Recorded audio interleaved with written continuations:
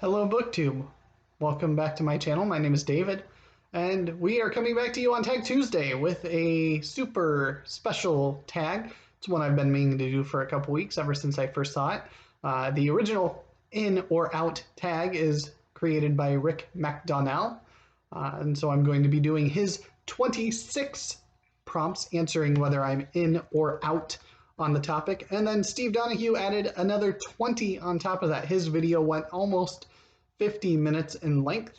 I'm hoping to keep it to about half of that, so it's going to be kind of a rapid fire answer type thing, because let's face it, I want to get to reading, and I've got chores to do still, and so I wanted to get this done and up first. So quick answer, in or out. So number one, reading the last page first. This is definitely out. I've never understood that idea. Why would you risk spoiling something? Number two, enemies to lovers. Typically, this doesn't do anything for me, so I'm mostly out. Every once in a while it's done well. It doesn't bother me when it is. But for the most part, I could care less. So I'm pretty much out. Number three, dream sequences. I'm definitely in on this. I don't mind dream sequences. I think they can be done really, really well. And again, it's dependent on whether it's done well or not. And you'll see that kind of answered a lot. Number four, love triangles. Out. It drives me nuts in YA. I don't mind reading the occasional YA fantasy or something, but my goodness, does every one of them have to have a love triangle? That makes no sense at all. Number five, cracked spines. I prefer them to not have cracked spines, so I'd be out if I could in a perfect world, but the reality is even when you're trying really hard not to crack the spine, it's probably going to happen on a paperback. So unfortunately, I'm in, but if my wife had my way, I would only buy books that are out on cracked spines and would only stay that way. Number six, back to my small town. I'm indifferent on this one, so we'll go in. It's all dependent on how it's done. It's a trope. It doesn't bother me when it's used. It bothers me when it's not used well. Number seven, monsters are regular people. We'll go out on this one. It doesn't appeal to me. It doesn't call to me, but it wouldn't stop me from reading it. Number eight, no paragraph breaks. Who on God's green earth would do that? Why? Why would you not have paragraph breaks? There's another one that is almost as bad later on. Number nine, multi-generational sagas. I love the Icelandic sagas, so I have to be in on this because a lot of those are multi-generational sagas and stories and events, and they're wonderful. If done right in modern fiction, they can be wonderful. Again, it all depends. Number 10, rereading. I'm all in on this. I reread The Hobbit almost every year. I reread The Lord of the Rings every couple of years. I'm now on my, I think, third or fourth reread of The Silmarillion. I've lost count. If I didn't reread The Silmarillion especially, I would never have liked the book. I hated it my first time reading it because I was just off of The Hobbit and The Lord of the Rings as a teenager, and I picked up The Silmarillion not realizing it was going to be radically different. And it felt like I was reading a history textbook, and I hated every minute of it at the time. My tastes have matured. I've come to appreciate it. It might even be my favorite of Tolkien's works now. Number 11, artificial intelligence. I'm all in on this one. But like everything else, it has to be done well. I mean, just putting it in there for the sake of getting the purchase because it's in there isn't enough. Number 12, drop caps. So if you don't know, this is the first letter of a chapter being larger than the other letters in the chapter. And I absolutely love this. I'm all in. I wish every book on my shelf had that. I wish every book ever published had that. It is such a cool and unique feature that it just catches the eye. I'm in on that every time. Number 13, happy endings. There was the Pain Over Joy tag that recently ran the gamut through BookTube, and it brought a lot of really good discussion on things. I don't mind happy endings. I don't mind unhappy endings. A lot of a lot of lives don't always have happy events and happy endings along the way. And a lot of times, um, you want people in real life to have a happy ending. So that certainly wouldn't ruin my enjoyment of a book if it actually had a happy resolution for people. It really kind of depends on what you're expecting going into the story. I do like when there's real risks, real stakes in a book. So that's why you can go through and you can appreciate something like reading the Red Rising trilogy. I'm 2 books into that, and there are definite stakes because you don't know that anybody in there for sure is safe at any point in time. And it is great knowing that, okay, something bad, really bad just happened, and there's no guarantee that this character who I really like is going to survive. And that makes it more engaging as a reader than if you know, well, these are the protected few, these are the main characters, there's no way, it might get grim, but they're always going to pull through at the end. And there's a lot of really good books, movies, and everything that have characters that are, protected, that are in that bubble that that they're going to remain safe. But it's also nice having ones where they're not. So I'm in on happy endings, but I don't require happy endings. Number 14, plot points that only converge at the end. I'm in on this. I don't need a plot to resolve 200 pages before you get to the end of things. I don't mind having loose threads carrying out and resolving at multiple times throughout the book.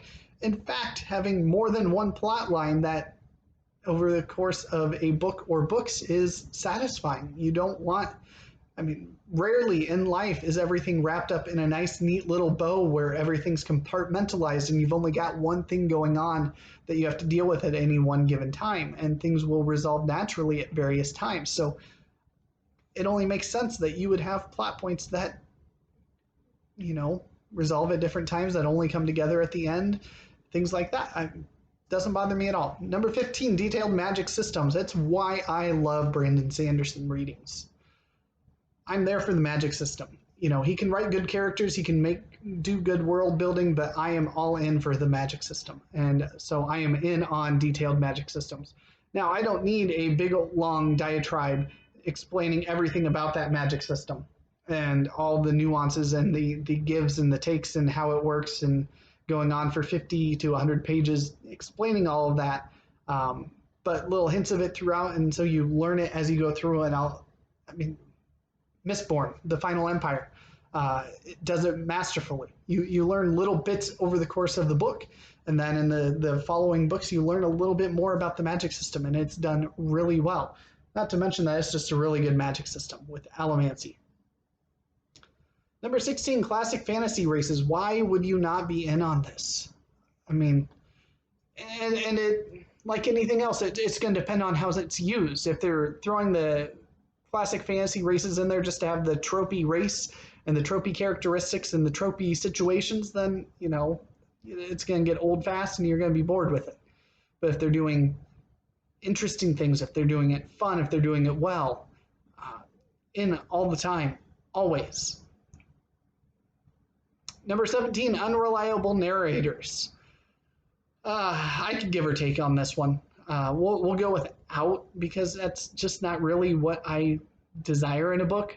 It wouldn't put me off, but I can't think of a single example where I've really enjoyed an unreliable narrator.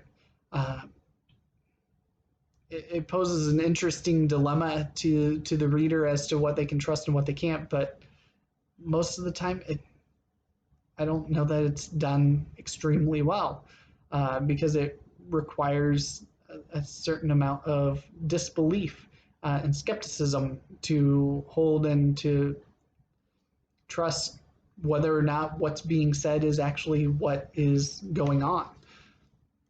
So I'm not necessarily a fan of that. Number 18, evil protagonists. I'm out on that. I don't dislike it. There are characters in A Song of Ice and Fire, for instance, that start out really bad, or that you think are bad, and over time they become more of a good person, and you root for them even before they make that full turn. In comics, that's a pretty common thing that happens too. by and large, I'm not a big fan of it, but at the same time, I did just read and enjoy The Stainless Steel Rat, where the protagonist is a criminal. So, I mean, it's, again, like so many of these others, if it's done well, I'll be in for it. But it's not something I'm going to be looking for, and it's not something that is going to draw me to a book. If you tell me that it's got an evil protagonist, I'll probably be like, well, okay, I'll get to it maybe. Number 19, The Chosen One. I'm in on this. And again, like everything else, it depends on if it's done well. If it is being done for the sake of having something tropey in there that the writer can lean upon as a crutch to give them an excuse for lazy writing, lazy editing, lazy plotting, story development, world building, whatever you have it, then I'll be out all the time because that's bad writing. If it's being used poorly by the writer to not have to work as hard on their end to develop things, to give people backstories, to make it so that somebody has to have training and background in something, whatever the case may be, then I'm out. And you should be too, because it's bad writing. But if it's done well, I'm all in on this. It doesn't bother me one bit. With any trope, there's not a single trope out there that I would immediately say that will make a bad book. Because any of these tropes can be done well and make for an interesting book. Tropes by nature are tropes because they were popular. They are something that is enjoyable and that is recognizable as you're reading through, and you can have that familiarity as you're trying to develop into this new world and this new story with these new characters and get to know them. And when it's done well, it works beautifully. I don't understand the revolt against tropes in fiction because, I mean, you go back even to the Middle Ages and the medieval texts that were written and the stories. I mean, they were filled with familiar stories, familiar situations, familiar characters over and over and over again. And you have that one foot in the camp of, okay, this is good, it's comfortable, and it's familiar, and so I'm brought in because it's something I know, and now I'm here to see what else you're doing with it, what else you introduce, what new characters, what new plot points, how you put a spin on it, what different type of humor you're putting in there. You know, it's the package. It's like the decorative frosting on the outside of the cake.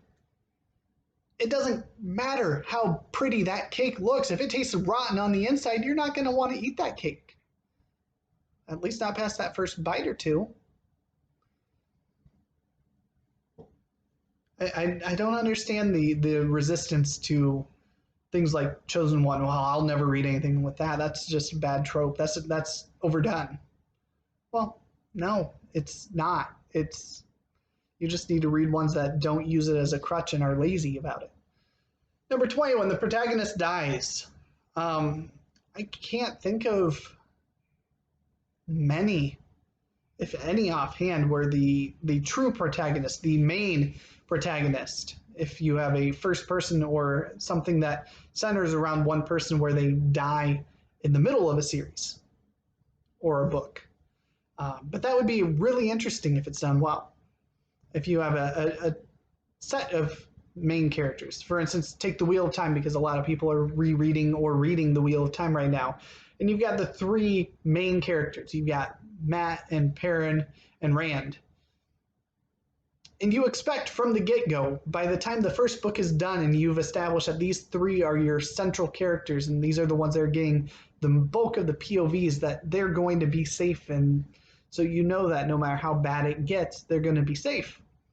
Well, if they all of a sudden one of them dies in book 5 out of 14, then that would potentially make for something really interesting and unexpected, making the way for maybe a new character to come in and take up that POV area. Although it would also incite rebellion among a lot of fans that don't like their darlings to get killed off. Number 21, really long chapters. Hyperion, I'm looking at you right now. I'm 350 pages into the book and I'm on chapter 5. Granted, I understand the thought process. Each chapter is essentially a character on this voyage's backstory. But for the love of God, I can't understand why they don't break it up into smaller chunks within those. Make it part 1, part 2, part 3, part 4, part 5, and have many chapters within. I'm the type of reader that I like to stop at chapters. And to have something that's 80 pages before I'll get to the next chapter break just drives me insane. Because then it's a dilemma. Do I start it knowing I'm not going to get to the end of that chapter? Or do I just read something else that has a shorter chapter because I know I'm going to get to a breaking point? I don't like long chapters. Now, a few here and there, sure. I'll put up with a 40, 50 page chapter every once in a while. But if every single chapter is going to be 50, 60, 80 pages long, no, I'm out. French flaps. So this is the fold-in flaps on the covers. I like those. I don't dislike them. I don't search them out. They're not a draw for me, so I'm not necessarily in, but I don't mind them at all. Same with Deckled Edges. And so this is where it's almost like uneven pages on the outside to where they don't all line up nice and smooth, and I'm sure that would drive my wife absolutely bonkers. But I don't mind that at all. So I'll be in on Deckled Edges. Signed copies by the author, I could care less for the most part.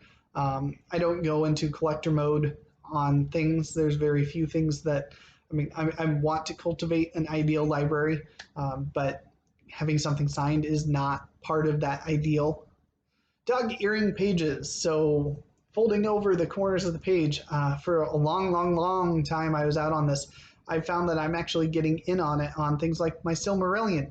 But this is kind of an older beat up copy that I fully am not planning on having be my forever copy of it. So I don't mind the tiny little dog ear in there because I can't put in like 800 bookmarks, and I have never used the little tabs. I don't know if I'd like that. Chapter titles instead of numbers. I'm all in on this. I love a good chapter title. I don't mind if they're just numbered, but if you give me some kind of a flavor of what's to come in that chapter, I am excited for it. And it gives me something to read and determine whether or not I'm going to read the next chapter or be done, if I have an idea of what it's going to be talking about. So those are Rick McDonnell's 26. So now we go to the 20 from Steve Donahue, and some of these require a little bit of explaining. I just had to rewatch his video to get it kind of fresh in my mind what these 20 are, and I'm probably going to forget and screw up some of them. But here we go. Number 1, ebooks. Back when ebooks were first thing, I was all in on it. I was ready for this fad. I was embracing it. I had a Barnes & Noble e-reader really early on, back before they even had color, before it even had much of anything. Over time, I've become more out than in on this. I find that I vastly prefer the physical book, the feel of it, the sense of holding that weight. I still do read ebooks on my phone when I'm on the go, but if I have a choice and I'm sitting down, I'm almost always grabbing one of my physical books unless I am really engrossed in where I'm at in the ebook that I'm currently reading, or if my library loan is almost up. Number 2, silos. So this is, do you have just 1 or 2 areas that you like to stay in, that you like to keep inside of your little silo of comfort, or do you venture out more broadly? And I am all in on venturing broadly, so I am out on silos. As anybody can tell, I read fantasy and science fiction. There was a time in my life where I lived in that silo. I also do classics. I do historical fiction a little bit. I do nonfiction. I do history. I do medieval literature. I do Shakespearean plays. I'm way out of the silos. The areas that I haven't really gotten into are thrillers. Don't excite me. Mystery, I'll do mystery, but I don't go out of my way to find mystery. And I really don't have any interest in horror or romance. But the right person, the right books could probably convince me to give either one of those a go on occasion. Number 3, evangelism. So do you like to share about books? Do you talk about books? Do you try to convince people to read books and read these specific books?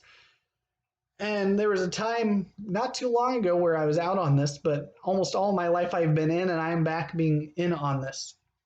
In fact, I got my wife and one of my good friends to read the Red Rising trilogy after I fell in love with the first book. My wife is almost done with the first book finally. My friend is just finished the second book of the trilogy, and they're both really, really enjoying it. So I like talking about books. I have come to realize how much I missed having the evangelism part of books, to the joy of reading something that you really like and telling other people about it and letting them know that this is great, you need to read this. I really enjoy it. My wife actually just the other day texted me and said that, we should start looking into opening a bookstore at some point in time. It's something that was a lifelong dream for me for a long time, and I think we're going to start realistically looking at opening up a bookstore and a board game store here in our small town. And I'm super excited about it because there's nothing more that I would love to do each and every day than to talk to people about books and board games, which are two of my biggest hobbies and my biggest passions outside of my family. I absolutely love it. I'm looking forward to it. Steve, if you're watching this and you have any advice, I know you used to be big into doing a bookstore. So I welcome any kind of input on that. Number 4, palate cleansers. So do you need to read something different in between books? So you finish one big, long fantasy book. Do you need to read something that's shorter or non-fantasy in between before diving into the next one? I'm out on this. I don't need the palate cleanser, and you'll find out why on this next one. Number 5, promiscuity, which is, do you read only one book at a time, or do you read multiple books at once? And I am notoriously a promiscuous reader. I read all kinds of books at the same time. It's hard when I set that TBR not to sit down and read 10 to 15% of each and every book on that TBR before, something finally starts pulling ahead of the pack. It pains me having a couple of books this month that I still haven't even started yet, almost halfway through the month, because I'm intentionally trying to limit that promiscuity to like 5 books at any given time. But I very much read multiple books, and usually across multiple genres. So that's how I get my palate cleansing, is I go with what I'm feeling at the time. So I'll grab that fantasy, or I'll grab that sci-fi book, or I'll grab that nonfiction book, or I'll grab that medieval lit book when I need a change of pace. Number 6, binging. Do you binge read your books? I believe this is. And I'm out on this. I could be in on it. I used to be in on it. Actually, binging. I remember it now. So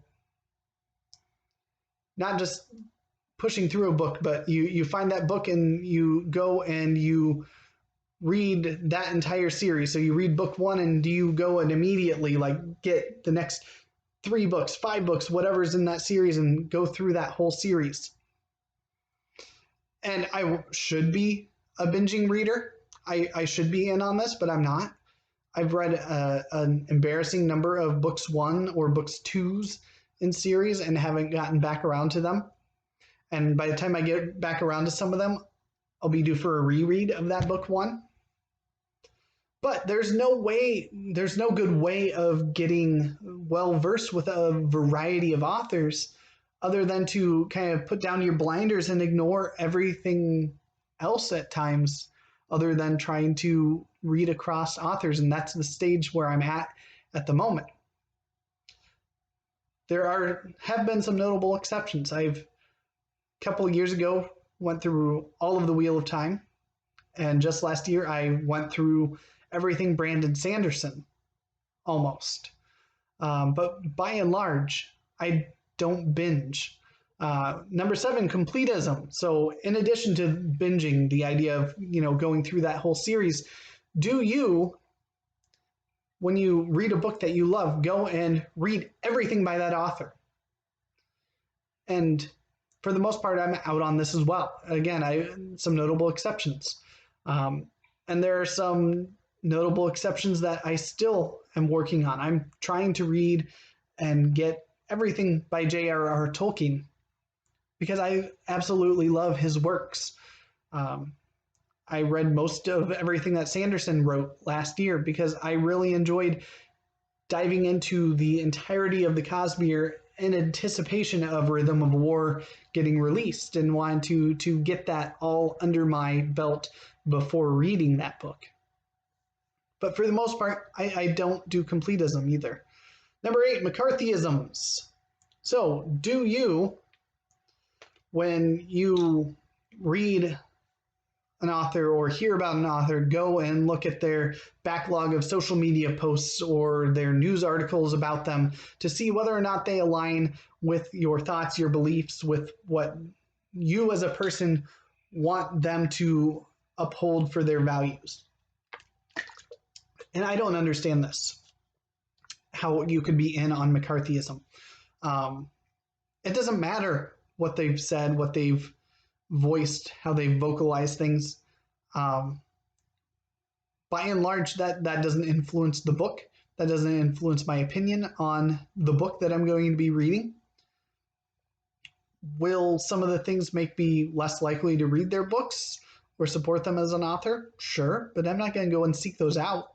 And by and large, it's not going to convince me to say, well, I really wanted to read this book, but this tweet that they made 7 years ago, I just can't support them now.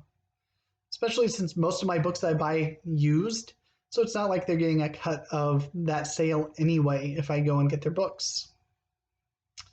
Number 9, security blankets. Oh, I don't remember what security blankets was. I'm sorry, Steve. Your clever ins and outs, I'm assuming, is something to do with always having a book with you. Yeah, I think that's what it is. So do you always have a book with you as you're going about? And I really do usually have books with me. And when I don't, I've got books with me. But I don't feel lost without them either. So I'll say tentatively out, but I do tend to intentionally grab a book when I leave the house so that I do have something with me. Number 10, stalking. So I think this is a close relation to McCarthyism in that do you, when you find an author you love, do you go and find out where they're going to be and try to get to their signings and get everything that they ever have been involved in and obsess over that specific author? I could be a little wrong on that. Watch his video to for sure get the real definition on that, but I'm out on that. Number 11, tourism. So do you intentionally try to travel to places in your books is what I believe that is, and I'm out on that. I don't travel much. In fact, most of the travel I do would have to be centered around the Midwest in the United States. So I'm out on the tourism, although there are some things that I would love to go and see, which at some point in time I'll do Jim's iTag that was just released, and I'll get to talk about some of those places I'd like to go. Number 13, collecting. So do you collect books? Do you collect specific editions, special editions, multiple editions of the same book? And I'm going to say out on this. The books I'm buying, I have intentions of reading. And even with my, eventually I'll get around to video number 2, but even with my ideal library considerations, those books aren't for, I'm going to have these to look pretty on the shelf and never be used. These are the editions that I want to have because these are the ones I want to hold in my hand as I'm reading them. These are the ones I want to reference. These are the ones I want to always be able to come back to and pull off the shelf and say, this is what I want to read, to learn more about this, or to dive deeper into this, or to enjoy this story by this person. So I'm in on that version of collecting, but totally out on the idea of getting books just because they're special or signed or limited editions or a specific version of it.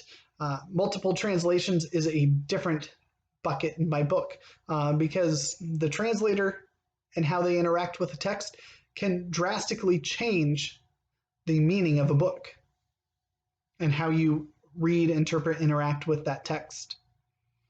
Number 14, organize. I should be more in on this, and I need to. It's hard because it takes away time from reading, but I feel like I can throw on BookTube and or audiobooks now.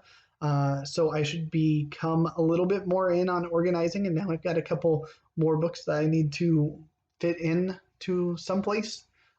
So I will be making a more intentional focus on being in, especially going back to an earlier question. If I'm going to be opening a bookstore at some point in time, I really need to get better at organizing books. Number 15, hate reading. So reading something that you expect you are going to loathe, that you're not going to like the opinions of, that you're not going to like the content of.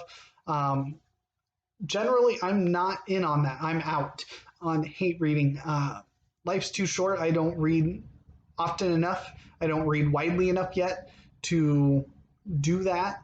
But Steve has the caveat of always having it to where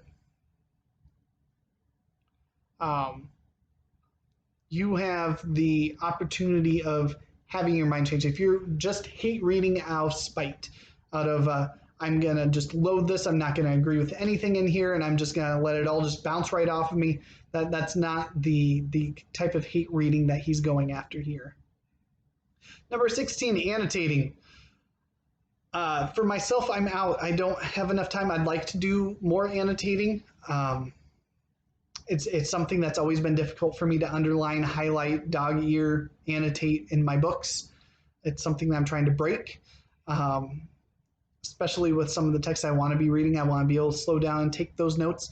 But I am in on annotated versions of books. I absolutely love when they have them. I don't always read them, but the nice thing is you have them, so you can safely ignore them until you don't want to. And I am all in on something that has annotation in it. Number 17, revisiting.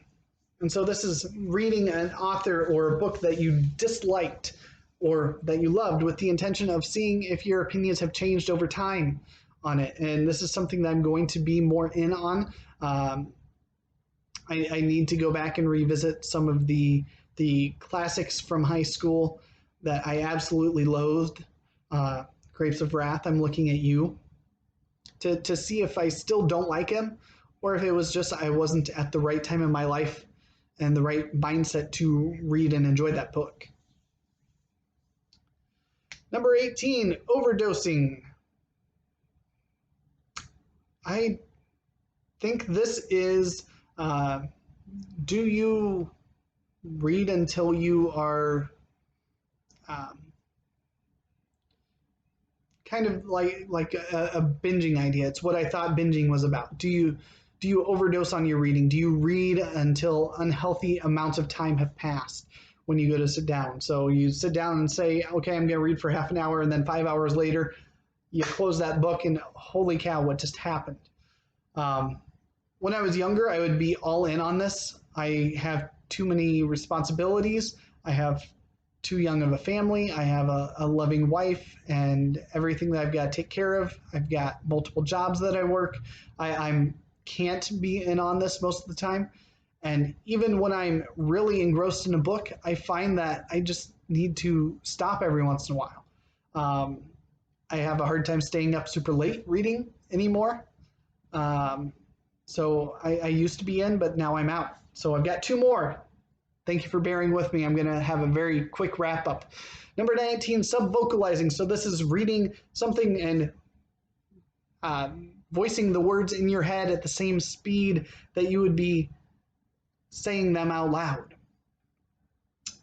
And since watching that video 3 weeks ago, I've noticed that I can quickly fall into the habit of sub-vocalizing. And I'm becoming more and more aware of it and attempting to break it every time it happens. And I've found that it has sped up my reading considerably. And I imagine when I was younger, I did not do this as often. But now, and there are some texts where I absolutely need to go at that sub-vocalizing speed. If I'm reading something longer, heavier, drier in terms of it's not telling a engaging narrative story like a fantasy novel would be, I'm expecting next month when I'm reading Herodotus, the Histories, that I'll probably have portions of it at the very least where I'll probably be reading at that slower speed. But by and large, I want to break free of the sub-vocalizing habits that I've fallen into in my older age. And last, booktubing. No, it's not asking if you're a booktuber. It is asking, does booktube influence your opinions? Does it influence what you're reading, how you're interacting with your text, how you are reading, your enjoyment of reading? How has it impacted you? Does it impact you? I'm in on booktubing. I'm reading books I never would have thought to have read. I'm reading broadly. I'm discussing things. I'm thinking about things in a different framework. Booktubing is wonderful. It's changing things. And there are books that if you had told me 6 months ago that I'd be thinking about picking up because I would have thought you were crazy. There are books that appeal to me now that I don't think would have appealed to me 6 months ago before BookTube because of you wonderful people. So there's the 46 questions. Don't feel like you have to do all 46 of them. By all means, that's a lot of questions. I'm going to have both Steve and Rick's videos linked down below. So now I'm going to tag a couple of people, and I'm sorry I meant to do this at the beginning. I'm going to tag some bookish duos because I think it would be interesting to see the dynamic discussed between them. So whether they choose to do Rick McDonald's, whether they choose to do Steve Donahue's set, or both, I fully welcome it. So I'm going to tag Shelf Starters. They are one of my newest favorite channels to be watching. They're going through the Norton Anthology of Literature, and they're starting in medieval, and they're about to embark upon the Canterbury Tales, and oh my gosh, they're in for a wonderful trip over the next couple of weeks with Chaucer. I'm going to tag Book Buds. They have a wonderful channel with skits, and this is going to be long enough without the skits, but I love their dynamic between each other. I hope that they do this. And last, I'm going to tag Book Zealots because, let's face it, I think we all want to hear Prometheus's answers on these questions. Nothing against you, Arian, but we all know Prometheus is going to have the really fascinating quip answers, and you're going to have the thoughtful, detailed, and probably the more fitting answers, but I'm going to enjoy both sets of answers, and that's why I'm tagging pairs of people, because I think that dynamic will be fun and interesting to hear and watch. So thank you for watching. This is a long video. I knew it was going to be long, but at least it was less time than Steve. So thank you for watching.